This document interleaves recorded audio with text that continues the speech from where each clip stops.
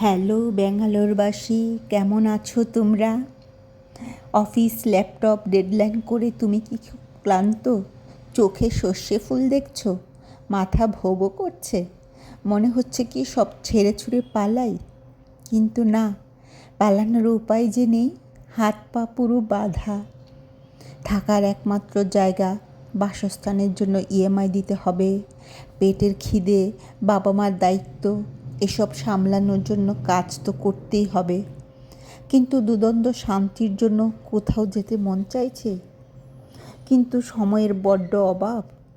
প্রকৃতির সাথে কিছুক্ষণ বন্ধুত্ব করতে পারলে হয়তো নিজেকে শান্ত মনে করতে পারতে।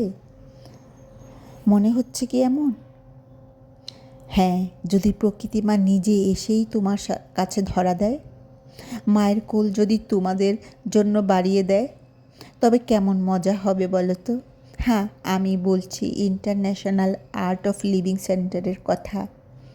এই মায়ের আঁচলের ছায়ায় একটা ছুটির দিন কাটিয়ে আসতে পারো তোমরা। এটা কনকপুরা রোডে অবস্থিত।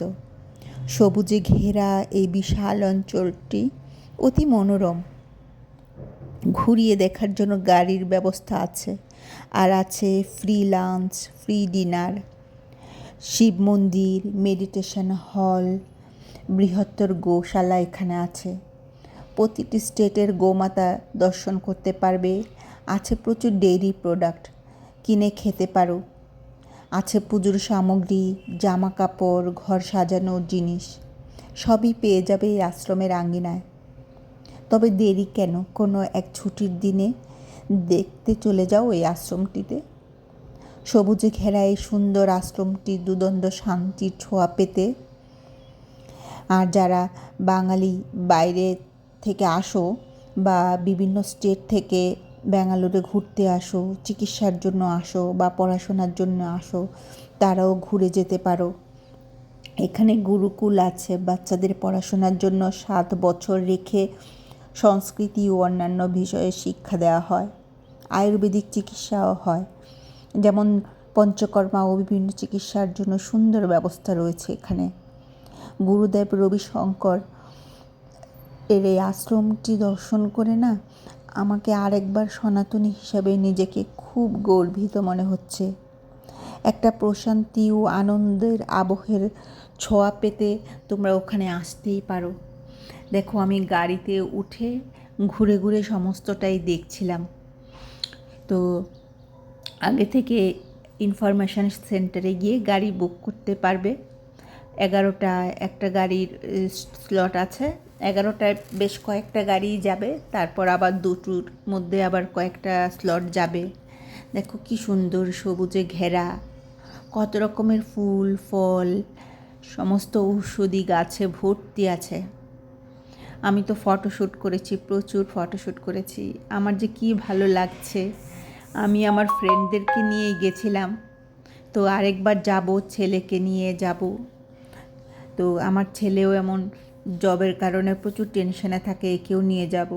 দেখো কি সবুজ, সবুজ আর সবুজ চারিদিকে। এই যে জমি চাষ করছে, ধান চাষ করছে, এগুলোই তোমার প্রসাদ হিসেবে আমাদেরকে দেবে। এগুলি ধানই হয়তো চাল বানিয়ে তারপর ওগুলি রান্না করা হয়। খুব সুন্দর জায়গাটা। দেখো, এখানে গুজরাট থেকে কিছু পাথর, আমাদের শিবলিঙ্গের কিছু টুকরো, সোমনাথ মন্দিরের কিছু টুকরো এখানে এনে রাখা হয়েছে। এটারই ফটো এখানে দিলাম।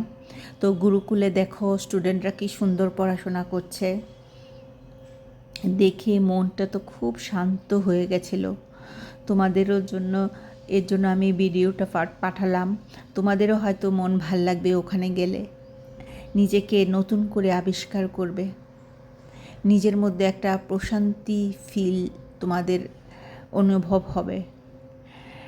কত সুন্দর সবুজে ঘেরা এই অঞ্চলটা, দেখো কি ভালো যে লাগছিল। তো তোমরা কোনো একটা ছুটির দিন ঘুরে আসতে পারো এই সবুজে ঘেরা সুন্দর আশ্রমটি, রবিশঙ্কর গুরুজির আর্ট ইন্টারন্যাশনাল আশ্রমটি।